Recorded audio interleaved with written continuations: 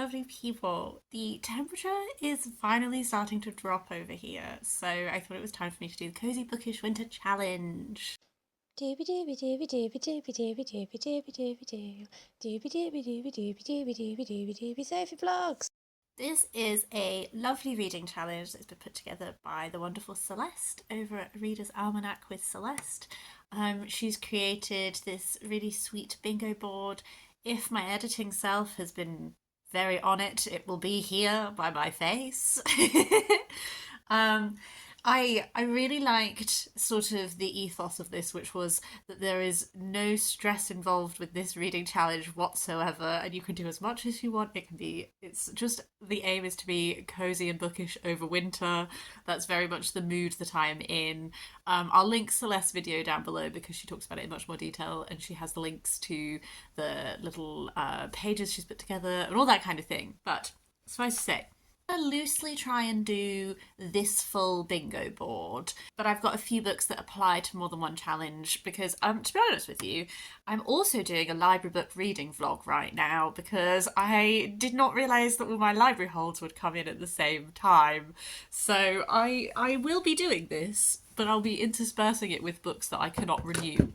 So I'm going to go through the prompts in no particular order. My first one is doing quite a lot of heavy lifting, to be honest with you. So I'm combining three prompts into one. So I'm combining snow or ice, set in winter, and then winter sport slash chore slash activity slash task. And for that, I am doing, to the surprise of no one who has watched this channel all year, Moominland Midwinter by Tove Jansson. I've been having such a love affair with the Moomin books this year. I think that they are so lovely while not being saccharine. I think that they have really gorgeous, like, ethos at their heart, but also like can be quite fun and adventurous in a way that I'm really enjoying. I read Moomin Summer Madness the day before the summer solstice, so what my plan is to read Moominland Midwinter on the winter solstice and like bookend my Moomin year quite nicely. As you can see, it is winter, it is snowing, Moomin Troll is skiing, so I think it ticks off a lot of these very well. I won't go into a plot summary because it's just a sweet little Moomin book. There are two prompts that I am going to use some of my library books that are coming through for. The first one of those is mysterious slash thrilling slash suspenseful, and for this one I've taken out Hazelthorn by C.J. Drews, I think it is. It's described as a tale of murder and botanical body horror. I'm not a big horror gal, so we'll see how that element goes with me. I believe we're following Evander, who is, he's being raised by this reclusive rich man called Byron in his sprawling estate house. And there are three rules he has to abide by. He can never go into the garden, he can never leave the estate, and then he has to stay away from Byron's grandson, Laurie, who I think tried to kill him at one point. But then Byron dies, Evander inherits the estate, but Evander is convinced that Byron was murdered, so they're trying to investigate it. And I believe that there's a really strong element of like this garden being sinister and this kind of a thing. So I'm intrigued. I've tried a few little like slightly horror books this year in an attempt to like try some new genres. So we'll see how it goes. The other one that I think a library book could work well for is there's a prompt that is quite open in that it's song slash poem slash play slash story slash essay slash novel. So I'm going for essay. I actually have two books for this. One of them, the library book that I think would work is I'm taking out In Love with Love by Ella Risbridger. This is a non-fiction series of essays that is about romance as a genre. I know Ella Risbridger through her food writing. She's literally here, Midnight Chicken, one of my favourite food writing books. But I really like the way that she writes. I enjoy her Substack, which does do food, but also other things as well. I know that she reads a lot of romance books, and this is sort of a love letter to the romance genre, but also like an unpacking of the romance genre and that kind of a thing. I'm very intrigued for her take on it, and I don't read that much romance, but I'm interested to see if the books that she's talking about and the way that she's talking about them makes me want to read it, makes me want to read more. But then I also do have another one lined up from my own shelves that is on Art and Life by John Ruskin.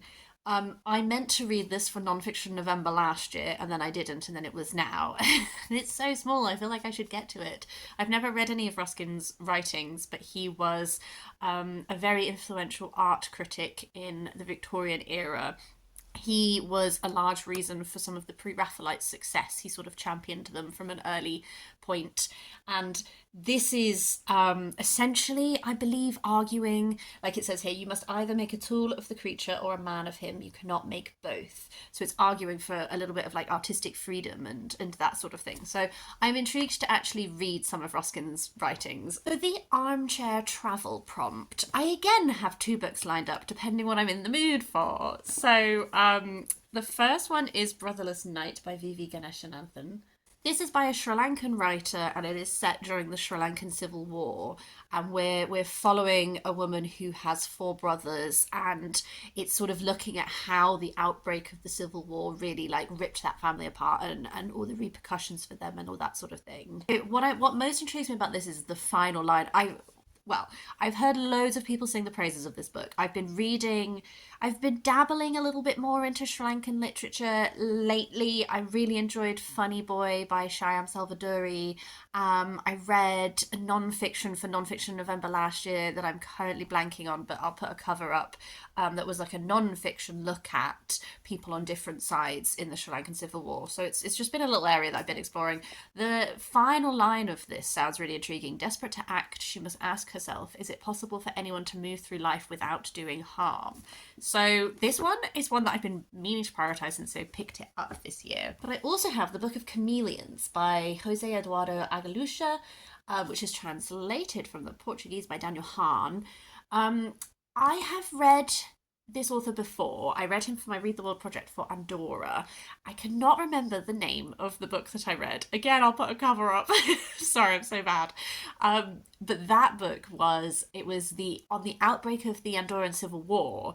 It's based on a true story of this woman who like walled herself into her apartment. And it was a really interesting way of looking at that moment in history, because you have the absolute isolation of this woman who's like walled herself in, versus there are a few other voices that come into it of people surrounding. So you got quite an interesting look at this moment.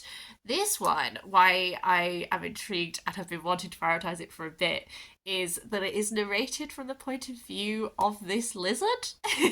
It's about this guy called Felix, but the narrator is his lizard who lives on his wall. And I love like when there's a book where there's something like that where you're like, of course, I've never read a book narrated by a lizard, now is the time. So one of those two will be my armchair travel. I have two more, I guess, middle gradey books that I'm planning to read. So for the prompt of Cosy, I thought this would be a good opportunity to read by Ash, Oak and Thorn by Melissa Harrison. I mean, look at these illustrations. They already are so cozy and cute. This is about these sweet little beings, and then they wake up one day and one of them is beginning to fade away out of existence. And so they go on this little mission to like figure out what's happening and try and stop it. I think it's going to be adorable. And then for the prompt of magic, I'm hoping to read the Stitchwort Curse by Alexandra Dawe. This is about this girl, Etta, who lives in a Stitchwort mansion that's this crumbling magical place, and there's spiders and all this kind of thing. But her and her family are cursed to never be able to leave, but that doesn't mean that people can't enter. So she's trying to stop people from entering lest they get caught in this curse, but she's also found these like family diaries, and she's trying to unravel what the cause of the curse is as well. This was a recommendation to me from a friend who is friends with the author, and she messaged me and she was like, I think you'll love it. So I haven't been reading as much middle grade apart from all of the Moomin books this year, but I think that this will be lovely and very much my jam. The final prompt is historical, and I once again have two books, depending on my mood. So I had rummaged through my shelves for this challenge, and I had initially planned I was going to do Daughters of Sparta by Claire Heywood. I read the first chapter of this last year because I did a little try a chapter reading tag, and I enjoyed it. It's looking at Clytemnestra and Helen, and I love Helen. I've read a few Clytemnestra retellings by now. I am this is my way of being like, I do not always love how Helen is handled in retellings. I think you can get a lot of very like so-say feminist retellings, and then they just absolutely are like, Helen, what an airhead, am I right? And I hate that. I would like some complexity and some nuance. So that's why I picked this up, is I'm very intrigued specifically in the portrayal of Helen in this. But this is essentially like, it alternates between their perspectives, and Greek myth retelling is the vibe. And I enjoyed the chapter that I read. I just that it was now.